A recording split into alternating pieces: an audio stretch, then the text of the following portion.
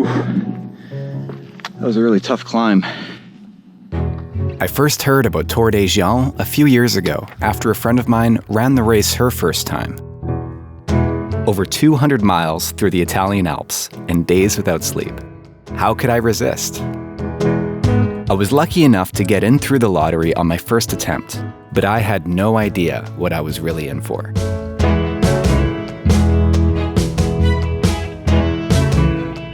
I slept for about 90 minutes, and I feel really good.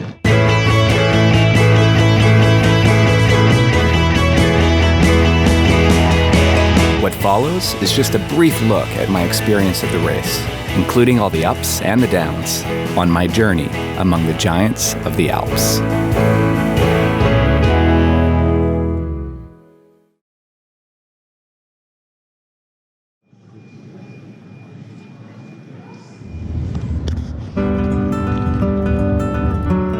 After flying from Vancouver to Geneva, Switzerland, I hopped on a bus to nearby Chamonix, France.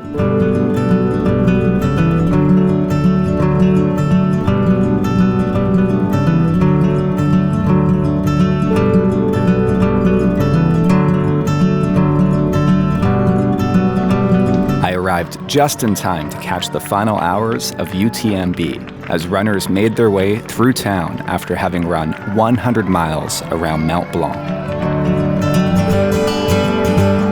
This was an incredible introduction to the unique world of European trail running. I couldn't wait to see how my race would compare next week in Courmayeur, Italy, on the other side of the Mont Blanc Massif, just 20 kilometers southeast.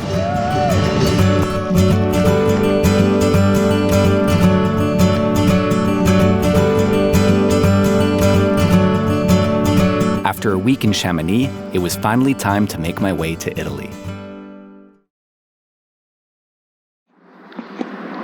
We just arrived in Courmayeur. We took the tunnel from Chamonix, and I'm just doing a little bit of a shakeout run here to get the legs moving.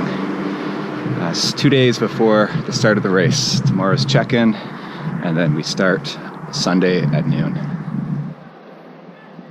My girlfriend Audrey had just joined me, who would be running Tot Dret, the 130-kilometer distance of Tour des Géants that begins just past the halfway point in Gressigny and follows the same course back to Courmayeur. We spent a few hours after arriving up at 3,460 meters by taking the Skyway Monte Bianco, a very cool gondola that rotates as it ascends Mont Blanc, giving you amazing views of the Aosta Valley below.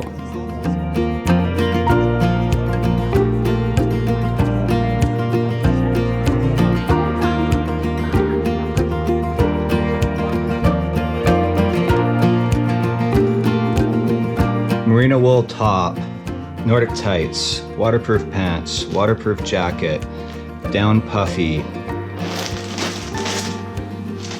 Got light gloves, I've got warm gloves, I've got 2 waterproof over gloves, I've got about 45 hours of batteries. ID? ID, right. Then it was time to prepare my race kit and drop bags. Drop bags for each aid station, spare puffies, spare clothes, spare hard shell, spare poles. I think I've got it all. And to make my way over to racer check-in and gear inspection at the nearby Courmayeur Sports Center.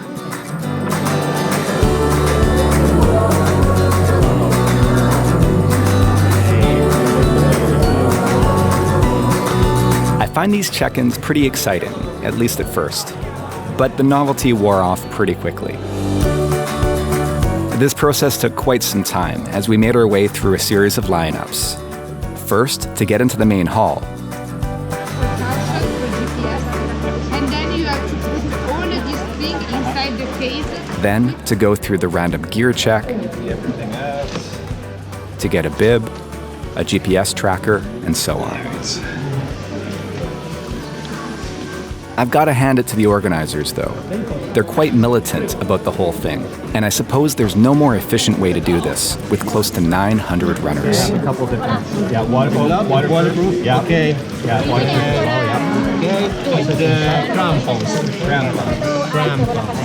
That night was the race briefing and pasta dinner. I stayed for the former, but ducked out for the latter, 1380. as I knew we'd be eating the same pasta and tomato sauce for the next 5 days or so of the race. This was my last chance to load up on pizza instead.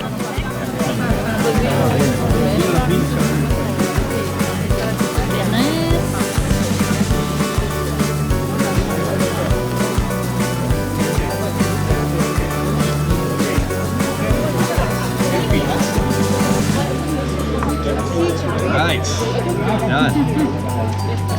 That only took 3.5 hours.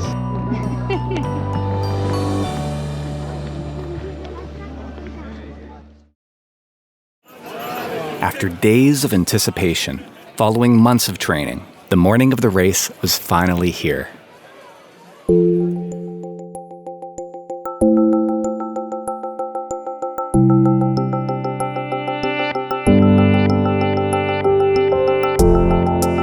I joined some fellow Canadians at the start line, now with just minutes to go. All right, here we are at the start line. We got 25 minutes to go. They just closed the starting corral. There's about 850 runners here. All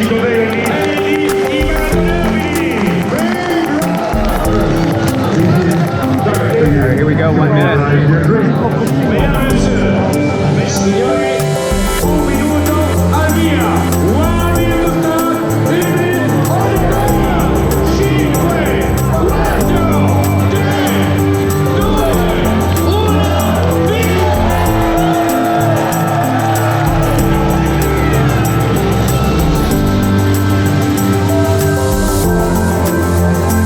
With close to 900 runners, this was by far the biggest field I'd ever run in.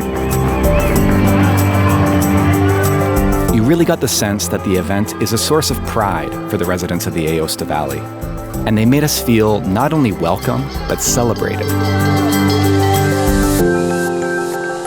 Supporters not only lined the streets, but on many of the early climbs as well.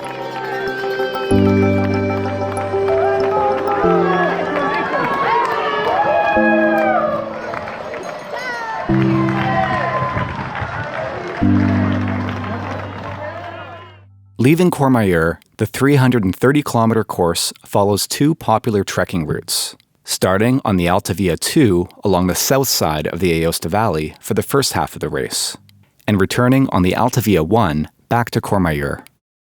There are 43 aid stations along the way, along with 6 major life bases, where runners can eat, sleep, and obtain medical care if needed, with a total cutoff time of 150 hours.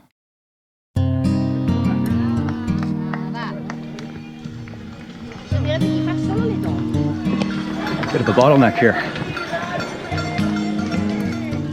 We'll be passing through 34 municipalities, over 25 mountain passes, each above 2,000 meters, past 30 alpine lakes and 2 natural parks, with a total elevation gain of more than 24,000 meters, or close to 79,000 feet, plus equal descent.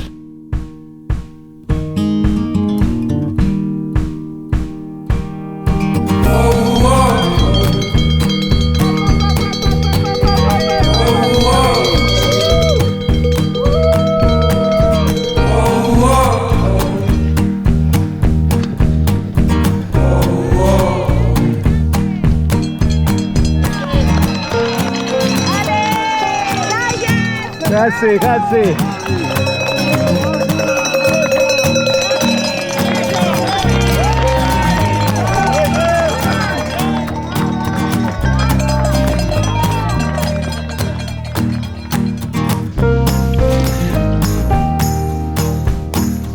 Grazie. 1-0-2-5-1.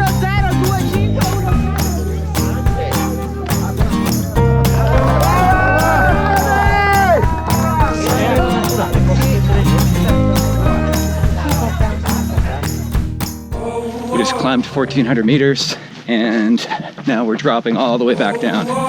We've already dropped about 1,000 meters, just a steady descent.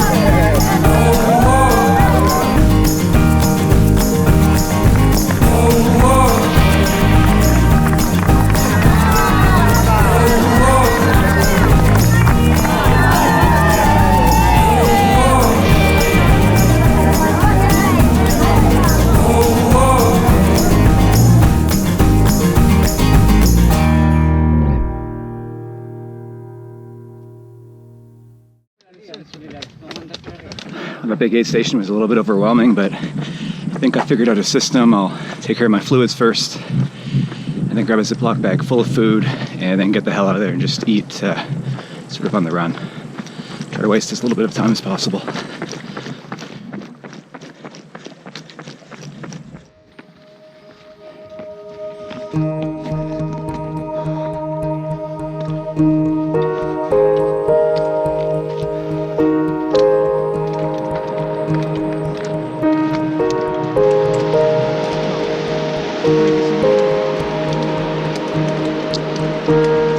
For the first couple of days of the race, we would be extremely lucky with the weather. Shorts and a t-shirt, along with arm warmers at night, were pretty much all I needed. But many would end up dropping, not from hypothermia as in years past, but from dehydration and heat stroke. But you didn't hear me complaining.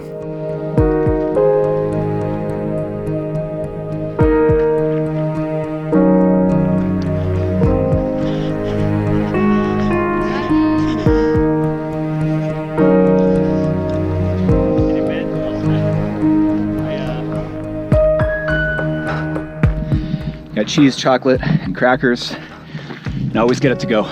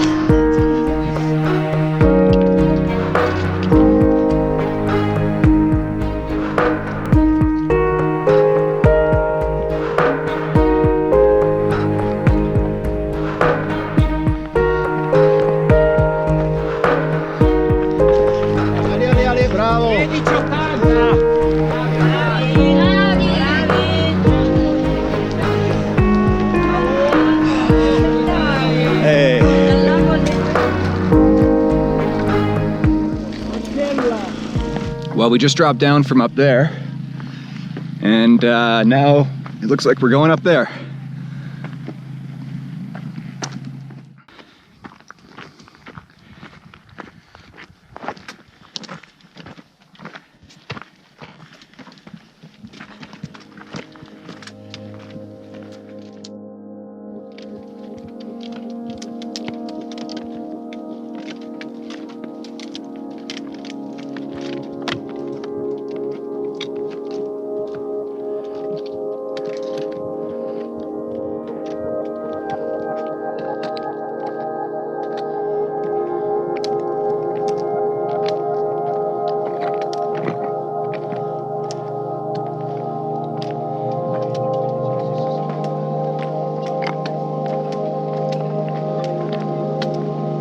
It's 9:45 at night, so we've been moving for just under 10 hours, but I can already feel the 3,000 meters of descent to my quads.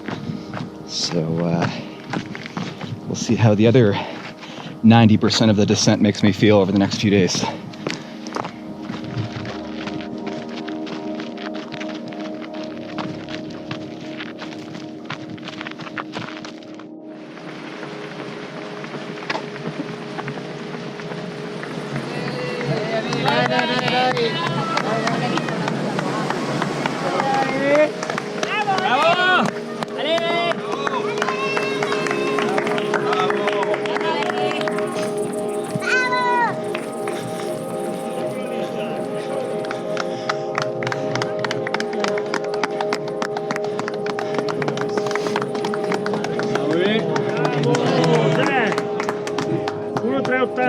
Okay. Okay. Yes.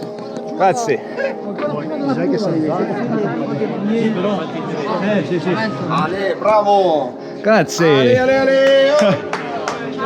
English? Yes. Okay. Yeah. How are you doing? Good. Good. Yeah. Wow. Having a great time. Great. Now is the most beautiful time in Spain. Yeah. I'd arrived at the first major life base, but it was definitely too early to sleep. So after a quick bite and a resupply from my drop bag, I was on my way.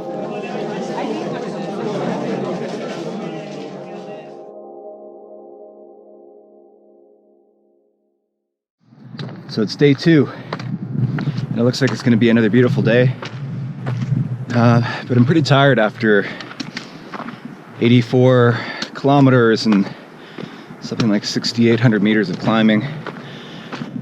And the only thing standing in my way of a nap is this mountain right here.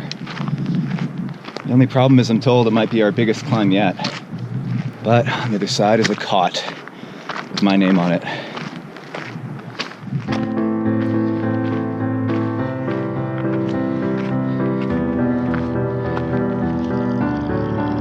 Ciao.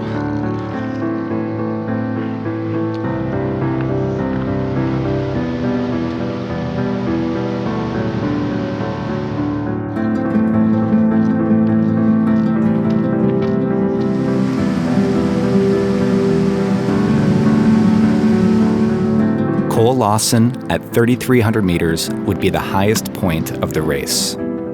I was already so tired at this point, and coming from sea level was reduced to a snail's pace.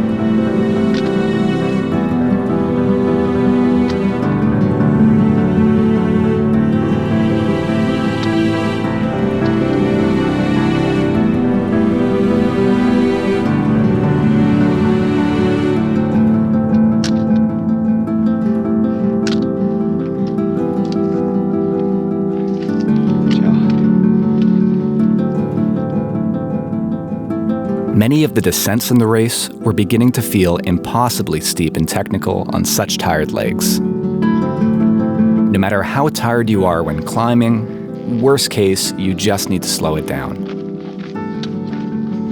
But on some of the descents, a misstep could mean the end of your race, or much worse.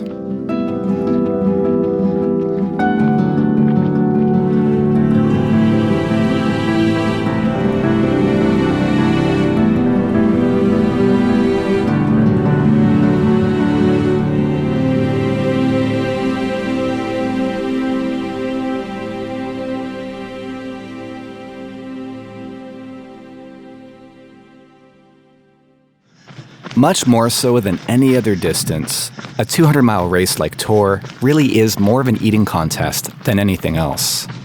While many runners had the luxury of a support crew who could bring them food at the major life bases, I was stuck eating basically the same thing 24 hours a day.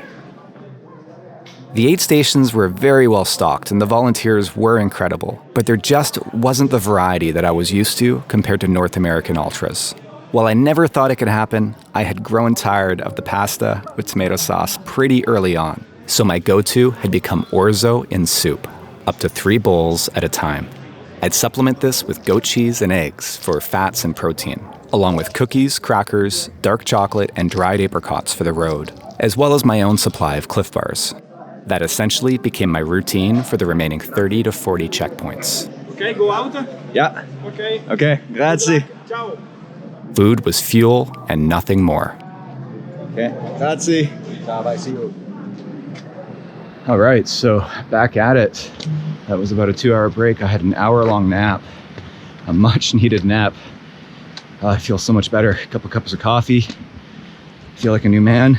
So I washed off my feet and my legs so I could re-lube, reapply sunscreen. I brushed my teeth. I ate, charged my watch, changed my shirts and my socks. Oh, I feel great.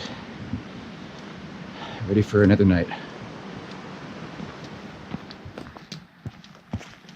The next 2 valleys, you will see that's the most beautiful places I've known here in the region. So the first valley is the Valley di Cogna, And when we get to Fenestre du Champochet, then we'll see the panorama of the Vallée du Champochet, which is really, really great and wide. There is a distance of about 30 kilometers long, but it's easy as hell, so enjoy it. This is when I'd first met Christian, one of several runners I'd come to spend quite a few hours running with during the race. Despite the large field of runners, by the second day, we'd really begun to spread out. In fact, I would yo-yo with such a small number of the same runners for the next few days that it honestly felt like there were only 30 of us in the race.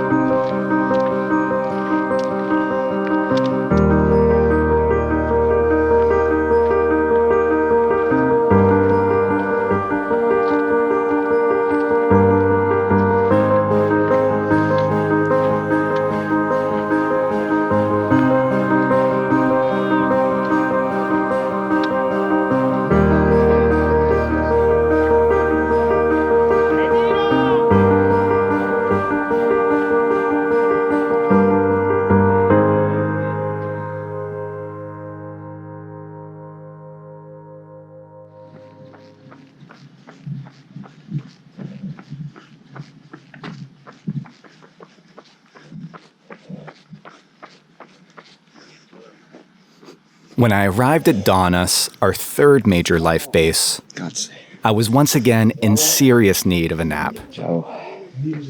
So I grabbed a cot alongside the dozen or so other runners in what looked like a MASH unit upstairs before heading back out into the night.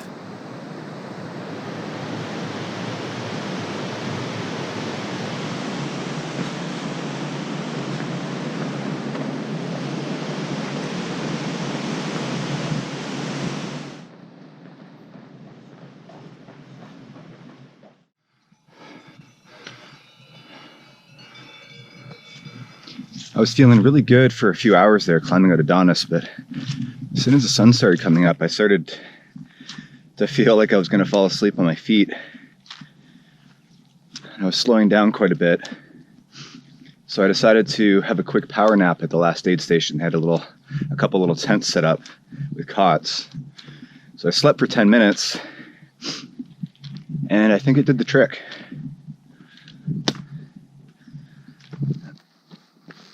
While I experimented with power naps like this as short as 10 minutes, it turns out their effects were pretty short-lived. More than an hour, and I would get diminishing returns. And I found I was pretty much waking up naturally after about 45 minutes anyway. In the end, I decided that 25 to 45 minutes was the sweet spot, and each nap would buy me another 8 to 12 hours of movement.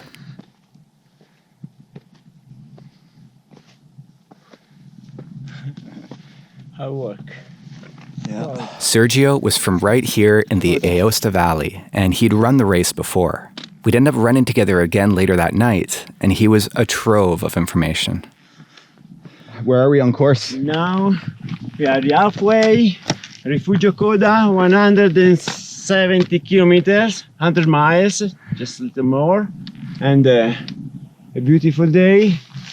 Over there you can see the Monte Rosa Massif. And down there is Monte Bianco, the end of our trip. We'd reached the ridge to Rifugio Coda after a long climb, now just over 100 miles into the race. But we still had a series of descents and climbs ahead of us before the next major life base at Gresini, which would make for a very long day. Hey.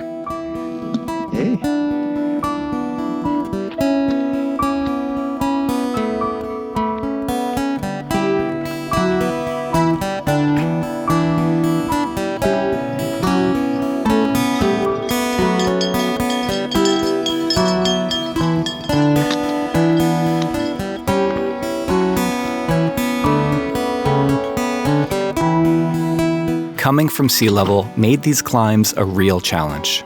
Every step above 2,800 meters or so became laborious. Every breath had to be controlled. That was a really tough climb. Super technical. Like 800 meters of boulders, pretty much. But after a long climb to reach a col, we'd often be presented with just a small window, where an incredible view awaited on the other side, each one better than the last.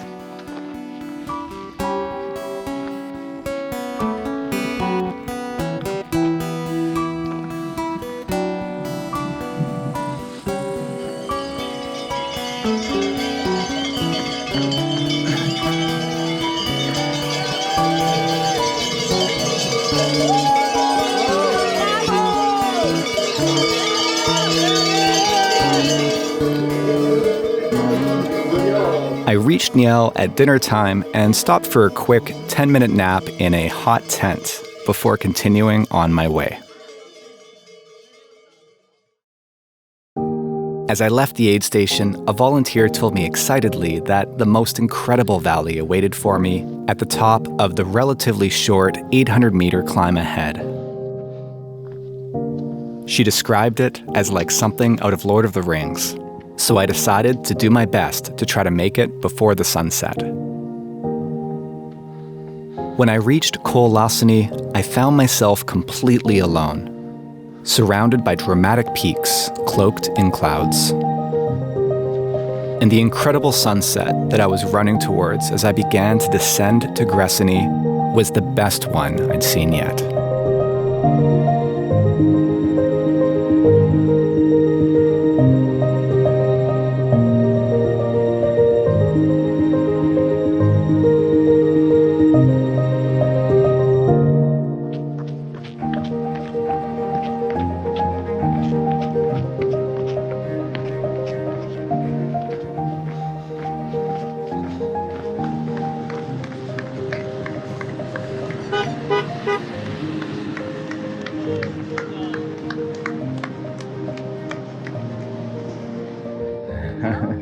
Ciao. Ciao. Bellissimo. Mm-hmm.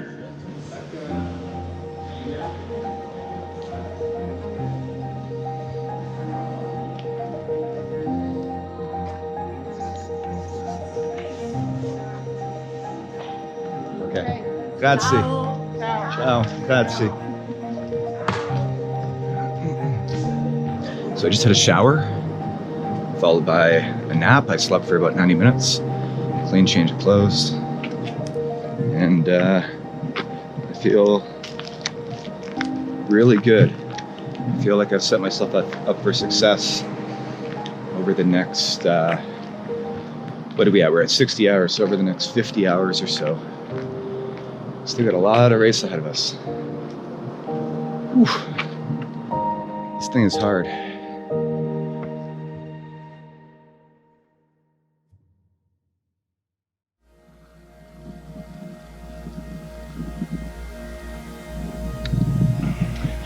The sun has come up and I feel, I guess, marginally better. But on the plus side, look at this.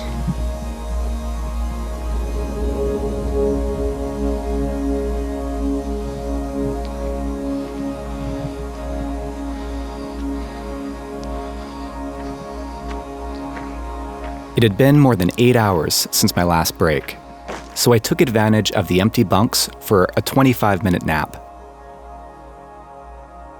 On my way out, I met Matt and Julian, who I'd end up sharing plenty of time on the trails with over the next couple of days. Ring the bells. It's typical from this place. Yeah, The bells. I think they've had a late evening.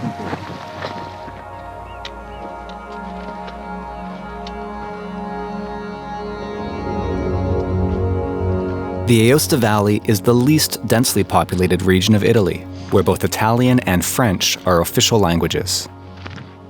It's the highest and coldest region in the country, home to some of the highest peaks in Europe, as well as its highest vineyard.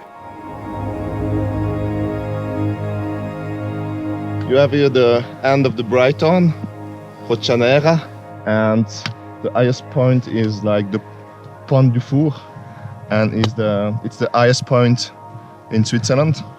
but it's between Switzerland and Italy, just on the border. Much of its area is uninhabitable mountain and glacial terrain, so a substantial portion of its small population is concentrated in the Central Valley. But above the valley, small, often family-owned dairy farms dominate the hillsides. The sound of cowbells in the distance is practically constant. The Matterhorn is there. Let's go. Ciao. Ciao.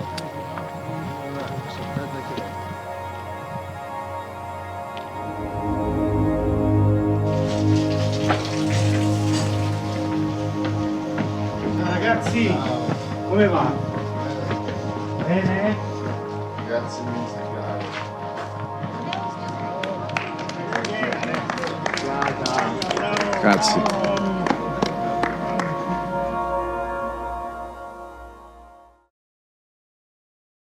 So I decided not to sleep at that last life base because I was feeling so good. But on the way down the hill, this injury of mine from earlier in the season kind of started flaring up again. So I went in and got a massage and got myself taped up. And I think it'll get me through to the end of the race.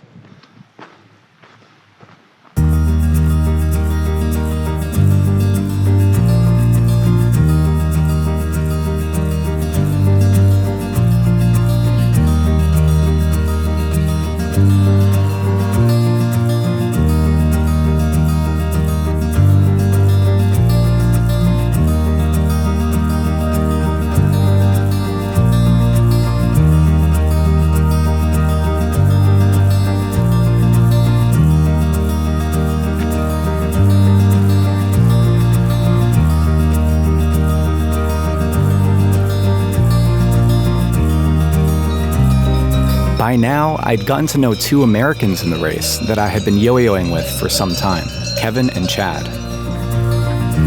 We would occasionally wait for each other at aid stations when our breaks and sleep schedule happened to sync up.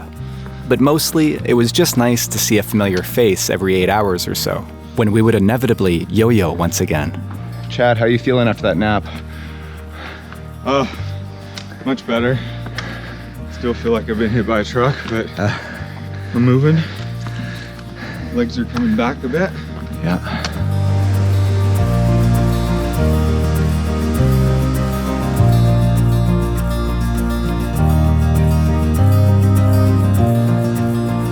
Seems like silhouetted against the mountains.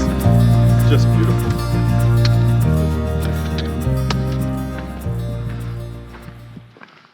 As we climbed, fog and light rain turned to heavy hail and thunder showers, with lightning visible on the peaks all around us.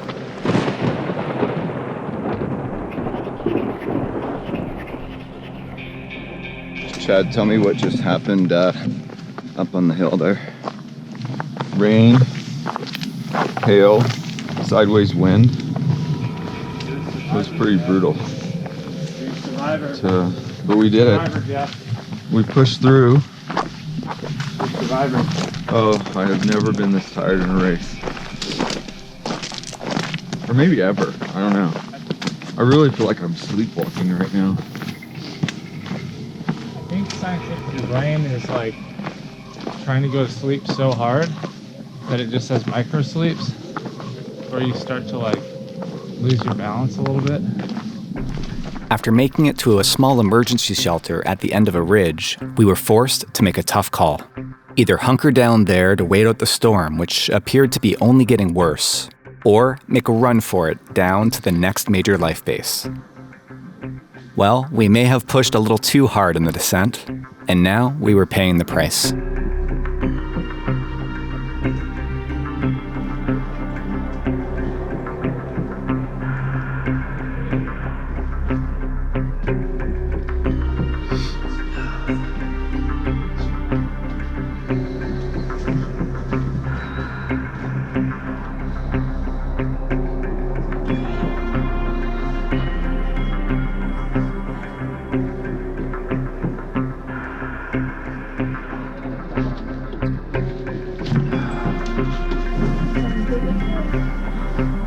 And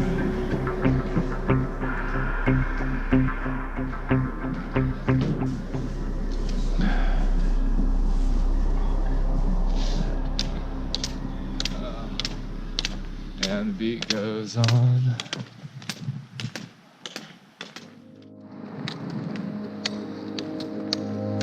We are 91 hours in, and about 50K to go, I believe.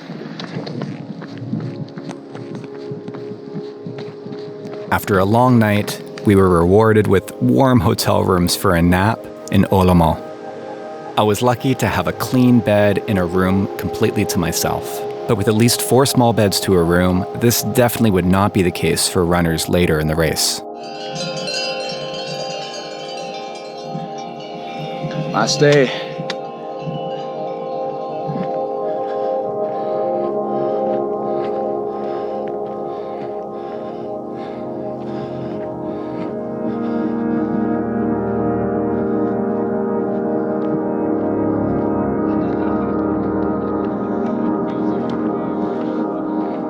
I learned a lot during this race about what to do and what not to do to manage the increasing fatigue and exhaustion that comes with days of continual motion. First of all, caffeine doesn't cut it. You can force yourself to stay awake through the night during a 100-miler with Coke and coffee, but by the second night, even caffeine pills will barely make a dent. Even during the day, I'd continually find myself literally falling asleep on my feet. Some runners I spoke to reported losing minutes at a time while continuing to run or climb. Like when you're driving and you realize that you don't remember the last couple of miles.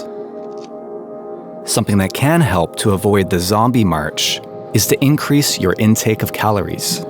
Fellow Canadian Stephanie Case told me that she'd learned at an earlier tour that when caffeine fails, what you likely really need is to eat more. But there's got to be a limit. And now on day 5, I suspected we are close to it. I've never been so exhausted. Just trying to run down this logging road. Oh man, it's so hard.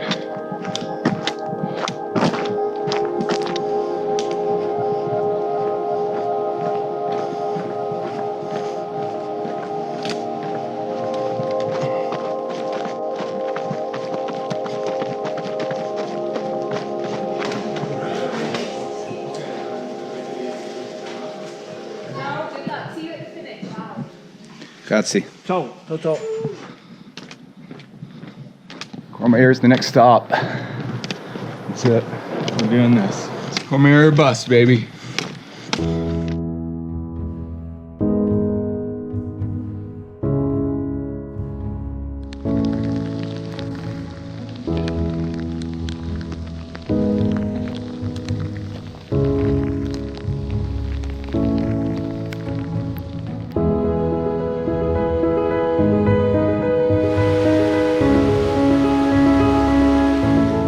Hours.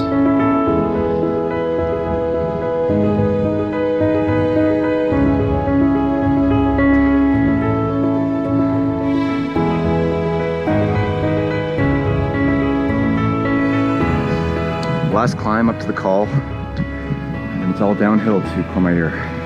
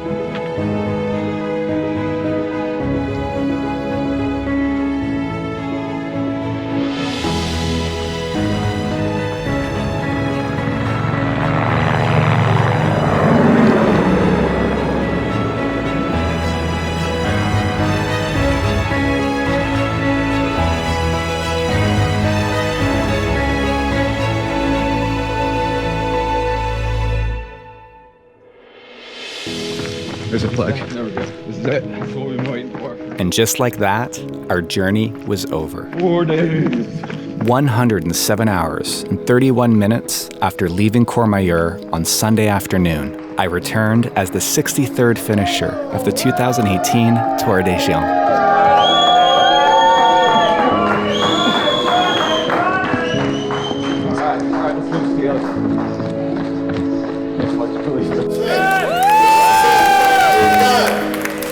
Well done, Chad.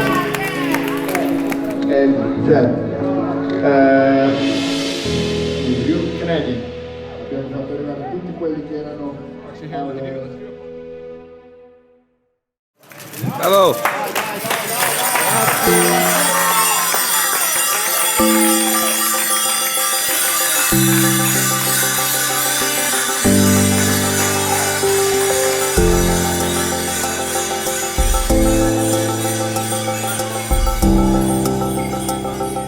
For the first 2 days after the race, I pretty much did nothing but nap in my hotel bed with my feet up, in between frequent meals. Audrey's race had gone extremely well. She'd finished 8th in her division in just under 41 hours, and she was in much better shape than I was. Of the 894 runners who started the race, a total of 534 finished, while 360 either withdrew or were disqualified.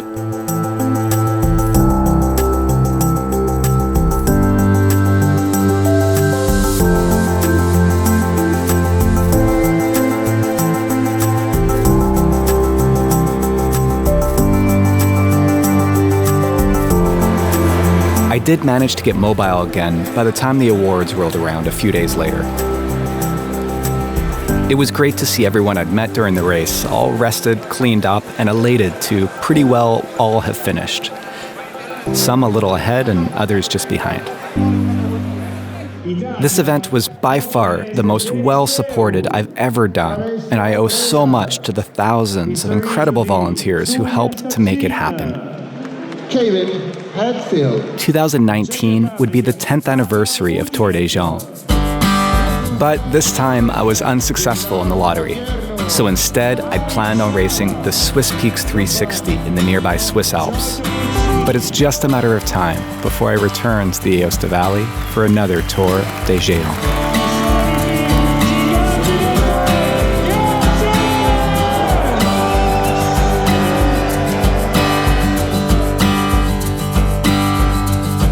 In the 2 weeks that followed, we traveled around Italy and did quite a bit of walking and sightseeing as active recovery.